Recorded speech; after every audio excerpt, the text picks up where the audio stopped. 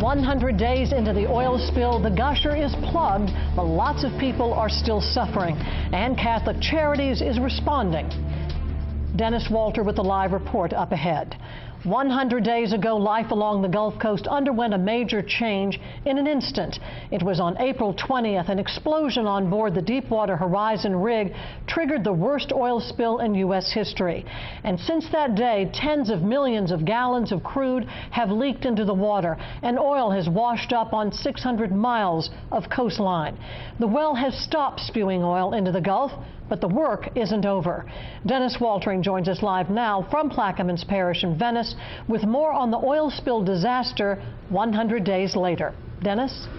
And Angela, here at the Venice Marina, a sportsman rally is calling attention to the need to restore the coastline. People here are calling for coastal restoration, a renewed commitment to that.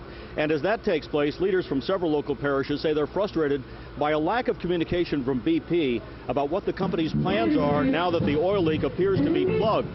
Parish leaders say they're seeing the Coast Guard and BP either cut back assets or try to cut back assets. And as Katie Moore reports, they've called a meeting with Tad Allen tomorrow to work out those issues.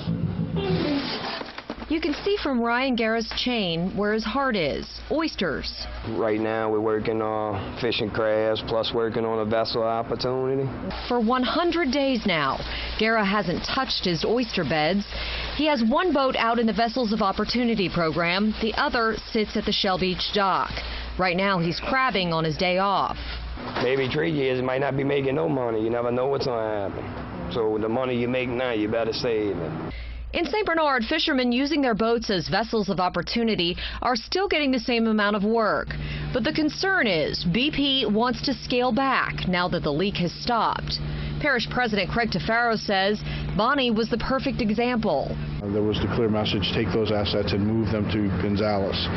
When we questioned that, the issue and the response we had was, well, we don't want to have to move those assets twice, so we want them in Gonzales because they're not coming back. But in other parishes, leaders say the cutback in vessels of opportunity is already happening.